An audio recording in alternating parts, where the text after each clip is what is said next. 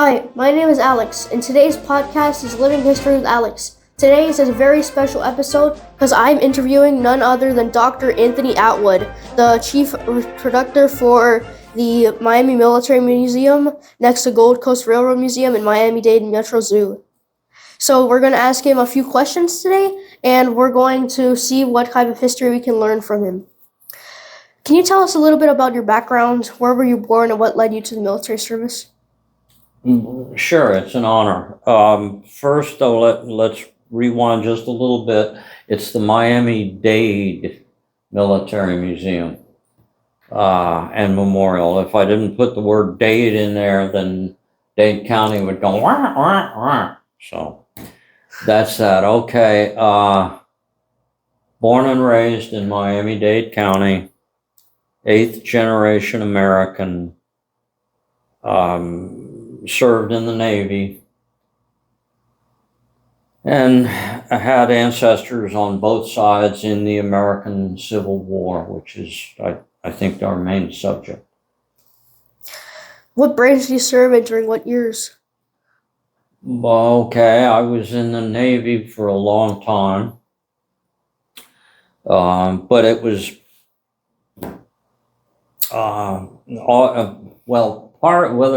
in all three aspects. I served in the Navy Reserve from 1981 to 1984. Went on active duty, served on active duty with the Navy until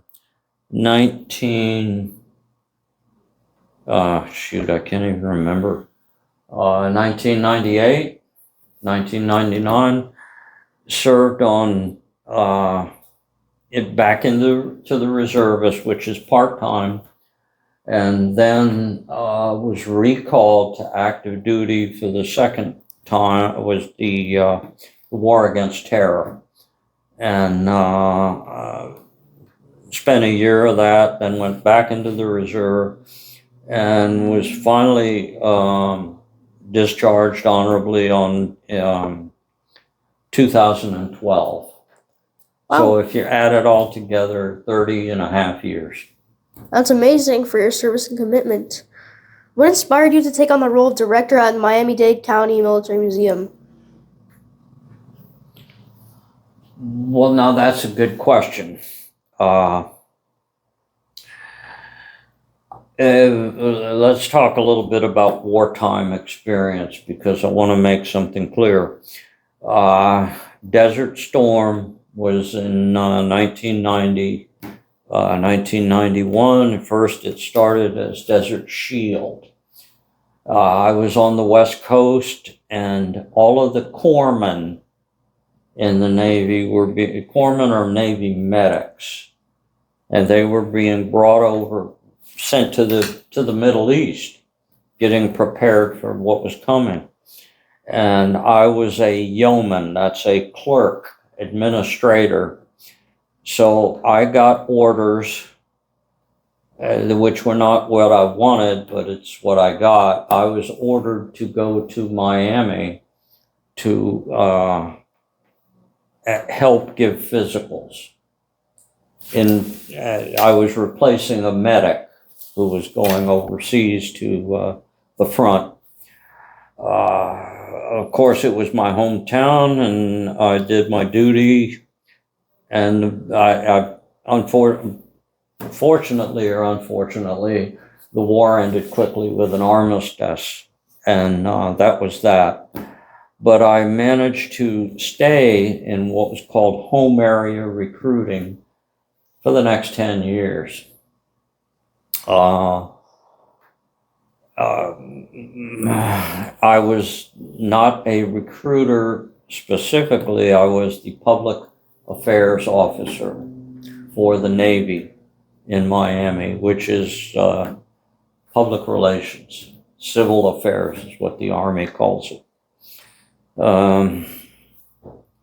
And then lateraled over because the military museum occupied. The military museum has been a preoccupation since around 1997. If you do the math, that's an awfully long time. At first, it started just with a gleam in the eye. The genesis is I staged an event at the train museum, and it was a remembrance of Naval Air Station Richmond. There had been a Navy base there. And to my interest and amazement, 300 people showed up. Wow. So I said, yeah, there's some interest. And one of them was this cunning old man who had been in the service. And he said, come here, Sonny. And he pointed out on the other side of the fence where there was this old building, which had once been the headquarters building. And he said to me, well, wouldn't that make a dandy museum? And the rest has been downhill ever since. We originally, we had to move the building to save it. And of course, I was still in the service. I was recalled for the War on Terror. But here again, I did not go where I wanted to go. I went where they sent me. They sent me to Cuba. I lived in Cuba for a year. And my main mission was to watch the mountains around Santiago de Cuba, the second city of Cuba, on the East Coast, Oriente province. And I watched those mountains at noontime. I watched them at midnight. I watched them at sunrise and at sunset, in all kinds of weather, and they never moved. So that's my story. I did not do anything heroic during that, but came back and continued to work on the military museum. We got the first significant funding. We had originally gotten something from the state. The building was not going to move. It was going to be very nice, but 9/11 changed all that. And so it was not until 2005 the government of Miami-Dade County had a referendum called the General Obligation Bond Fund. A couple of $1 billion for civic improvements across the board. New roads, new infrastructure. There happened to be a small provision for 10 historic projects which were in danger of falling apart, more or less. And the future military museum was one of those projects. And in the big scheme of things, a couple of $1 million is not all that much, but it enabled us to move the building. The government, where it was at the prison. There's a prison out there that has grown up along the site, along with the zoo and now a subdivision and all that. The federal government sold us the building for $1, but the provision was you have to move it. And it cost us, the move cost $3 million. We got it moved onto the grounds of the zoo. It's on Parks and Recreation land, as you've mentioned, right next to the train museum. Wow. And so ever since then, we've been restoring it, and we've managed to be successful with grants and subsidies and whatnot. So we've raised about $15 million since 2007. The building was moved in 2010. And now it's open for business and has been since Veterans Day 2023. And it's a going concern. And I hope that answers some of the question. It is. Okay. It does. Thank you for talking about the museum. I know that there's lots of history in the museum for Miami-Dade County. It's also the largest building moved in Miami-Dade.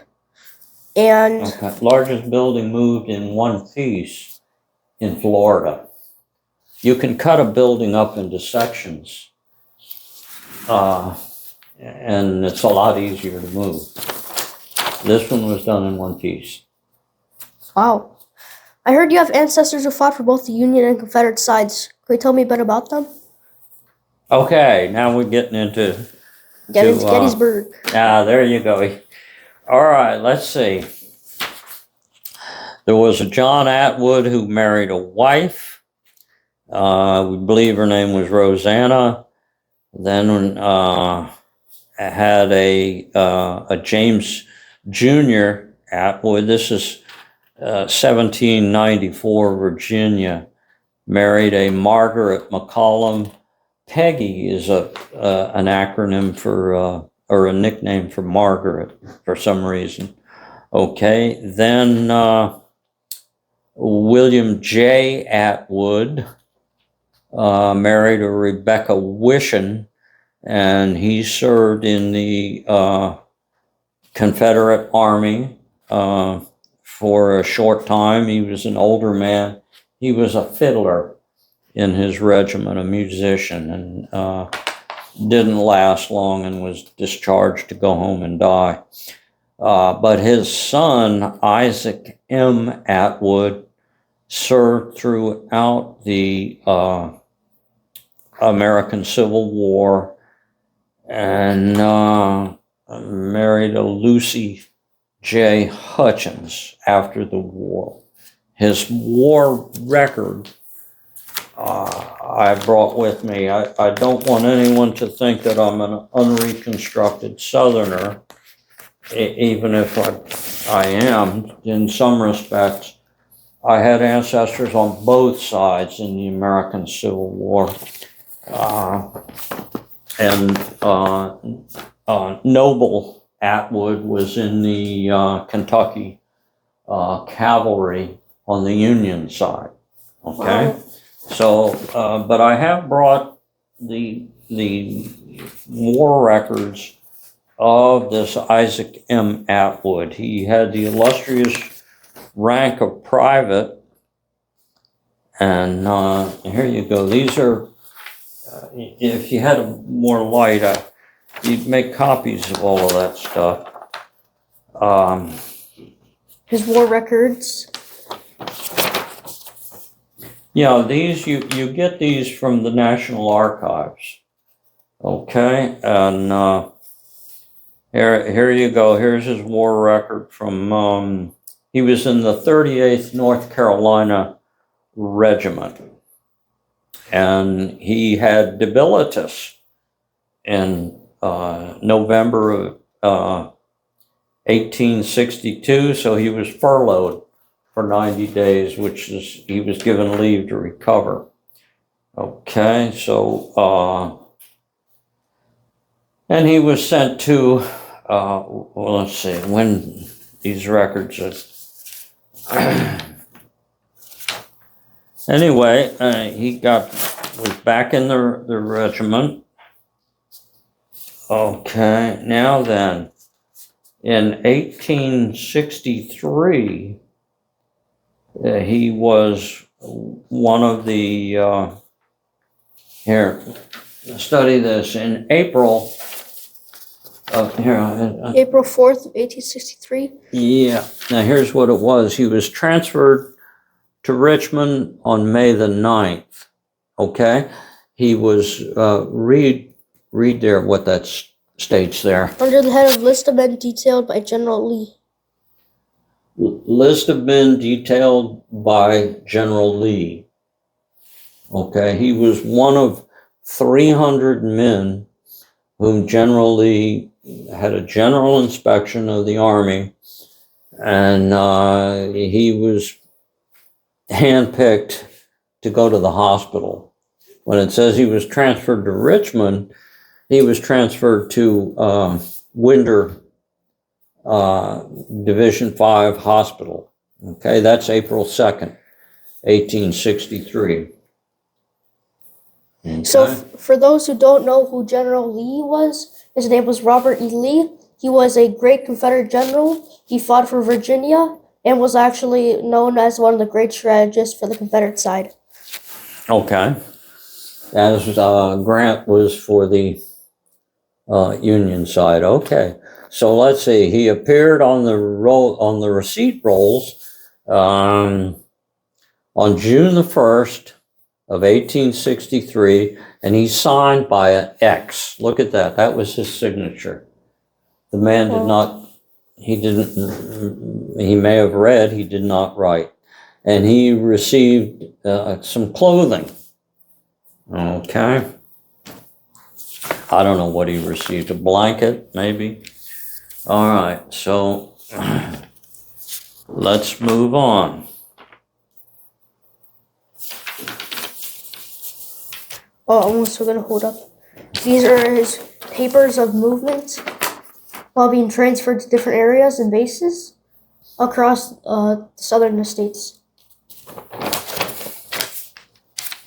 Okay, now then, this is where it gets kind of interesting. Okay. On the muster roll, Captain Cook was his captain. On May the 1st, to what time? All right. You read that. Read that, what it says. You can read cursive, eh? Most of the time I can read cursive. He left the hospital to fund with. I can't read it. Oh. I'm sorry. Oh, okay, fine. That's okay.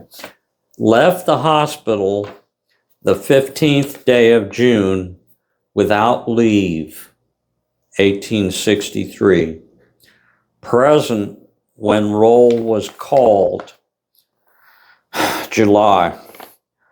Name does not appear in column. Name does not appear in it. Okay, well, let me translate a little bit to what these people were saying. He was in the hospital in Richmond, Virginia.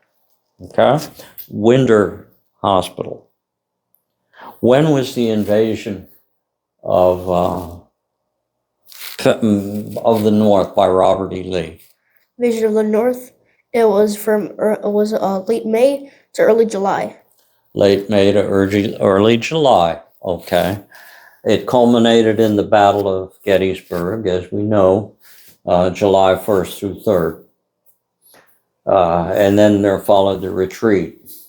Anyhow, he left the hospital the 15th of June without leave. Where do you think he went? He probably went to Gettysburg.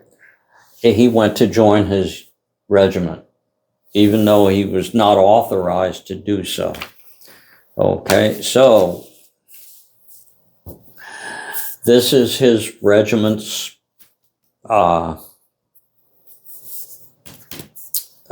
muster roll. Where was he on July the 1st? He was present. He was present. In the Battle of Gettysburg. Well, he was present. He might have been sleeping. But what we have here is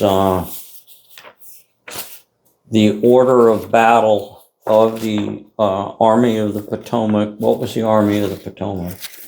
For those who don't know about the Army of the Potomac, the Army of the Potomac was a huge army force that was decided to be joined together by Ulysses S. Grant to be able to, instead of small forces across, they decided to put it into one large army called the Army of the Potomac. The Army of the Potomac was the Union Army, the federal forces. Okay, and what was the Army of Northern Virginia? The Army of the Northern Virginia was a huge army made by General Lee to help with his invasion of the North. Okay, now then what we have here is the order of battle, the roster of the regiments, brigades, and divisions and corps of the Army of Northern Virginia. All right, so let's see if we can find where his regiment, because apparently he was present with the regiment. He left the hospital in Virginia June the 15th without leave, and he turned up, he didn't turn up in Canada or Quebec or Florida. He turned up in the field at Gettysburg. So let's see or he turned up with the regiment. So let's see if we can find out where the regiment was. I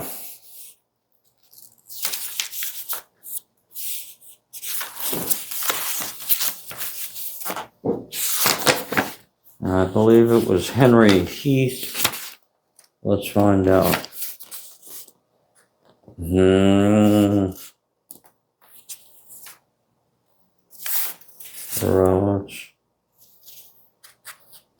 The lighting on this, it doesn't work for so well. Hope's Brigade, no.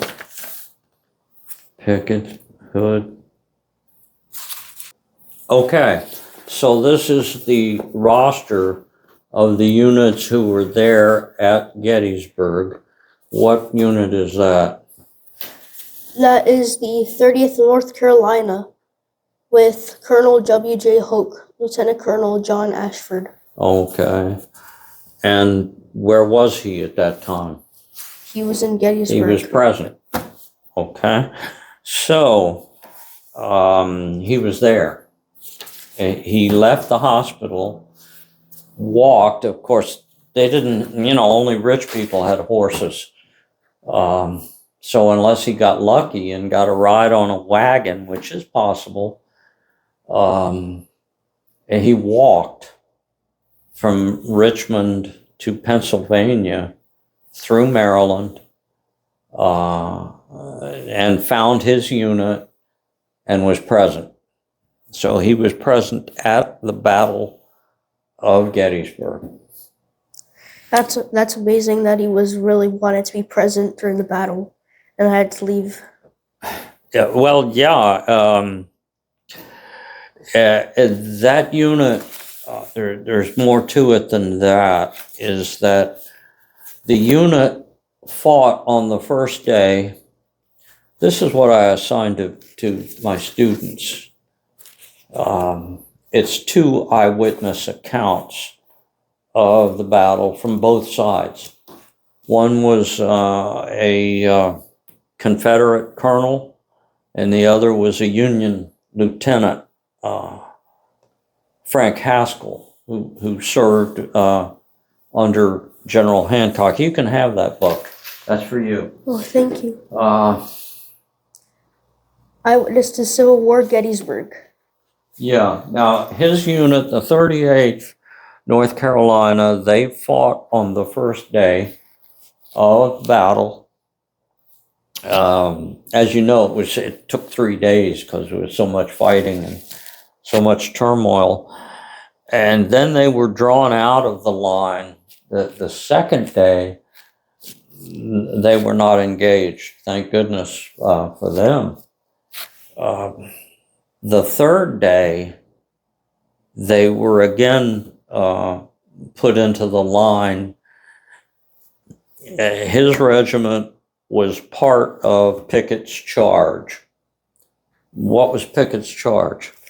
For those who don't know about Pickett's charge was a final last suicide assault named after General Pickett for having the idea, and General Robert E. Lee decided to agree to mount this attack. It was a huge major slaughter for most of the Confederate troops attacking the Union line. Yeah, it was after the battle, after the attack that failed, Robert E. Lee said it's all my fault, that he should not have ordered that attack. Now, Pickett, it's known generically as Pickett's charge because the primary unit was Pickett's division, which was Virginia soldiers. But they were not the only troops who made that attack. Brockenbrier's Mississippians made the attack. Scales and Lane's Louisiana troops made the attack. Pender's brigade were part of the attack, and that included the 38th North Carolina Regiment. So we don't know if he was in the attack, if he was in Pickett's charge, so to speak. We will never know. He might have played dead in the tall grass behind a tree. We don't know. Chances are equally good that he did charge. So that's about what I have on that. So let's look at something else that, so he was president in July, eh? Okay, July the 1st. Now, Pickett's, when was Pickett's charge? July 3rd. July 3rd. And as you said so well, it was a stunning failure. It was a slaughter. And one of the reasons why you have this book, young man, is because Haskell was there on the Union side and saw it all. He was with Hancock, who repelled the assault. So both of your ancestors were in Gettysburg? No. My Union ancestor was, to my knowledge, I don't have any that were at Gettysburg.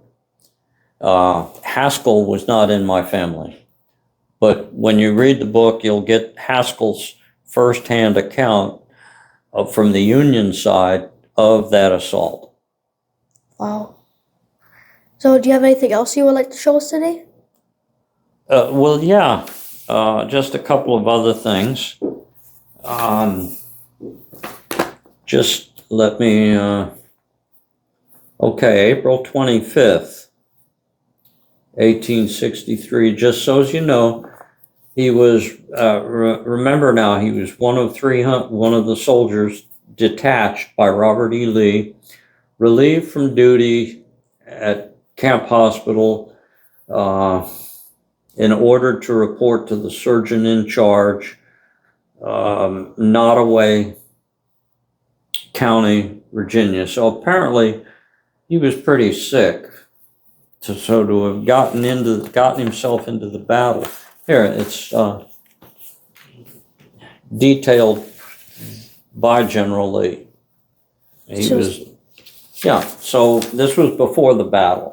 Okay, anyhow, he continued to serve after the battle, and in the end of the war, he got captured. He got captured by the Federal Army. Let's see where, and he was imprisoned.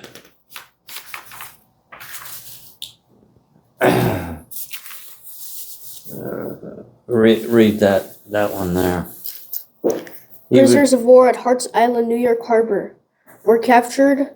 He when captured and received a post. He was captured where?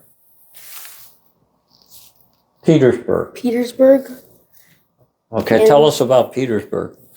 I actually don't know about Petersburg. Okay, Petersburg was towards the end of the war. The capital of the Confederacy was Richmond. Due south of Richmond was the town of Petersburg. Now, the strategy of General Grant and the Union Army was remarkable. They kept, whenever they would fight Robert E. Lee they would lose. But rather than retreat, they would simply slide along and go further south. They would retreat from the battle, when Robert E. Lee, but they would go further south. And so they finally came up, the Union Army, the Federal Army, to where they were south of Richmond, Virginia. Okay? They just kept encircling Richmond because Ulysses Simpson Grant, who, like Robert E. Lee, was a graduate of West Point, Grant seriously wanted to end the war. And the only way to do that was to defeat the South. So they kept going south until Richmond was north of them. Crazy strategy, but it worked. So he was captured in one of the last battles. April 2nd, 1865, near the end of the war. And that's when the Battle of Petersburg was, okay? So where did he go? He was received, he was at Hart's Island, New York. He was imprisoned at Forts Island, New York, as a prisoner of war. So what happened then? Okay. Marks Madison, released June 21st, 1865. I don't know what it says here. General Order 109, June 6th, which is that if you signed a parole, if you were a rebel and you signed a parole, you would not fight anymore, you could be paroled. Like prisoners today, you're on parole. So he was released from Hart's Island and he went home to North Carolina. Wow. So that's all I could share on any of all that. Also, what kind of thoughts or emotions came up when you reflect on the unique family legacy? That the United States has been built and survives today thanks to the hard work, courage, sacrifice of the American people. And also, what do you hope visitors take away from the Military Museum when they leave? Well, a sense of that, a sense that we didn't win World War II just by playing tiddlywinks. There was a lot of blood and treasure and sacrifice on the part of everyone. Women built ships.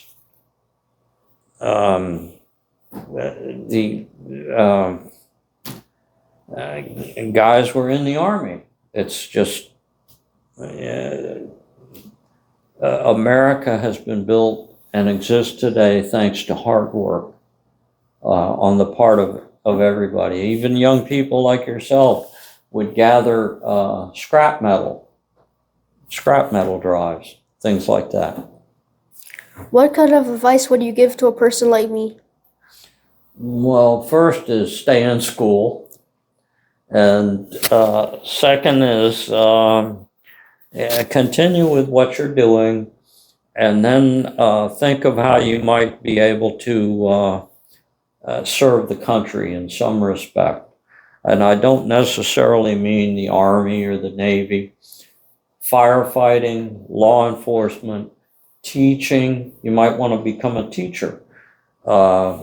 Civil service, mailman. There's a lot of ways in which you can help the country and pay back, as well as helping yourself. Thank you. Thank you for your time. That's it for today on Living History with Alex. Stay tuned next time for more videos.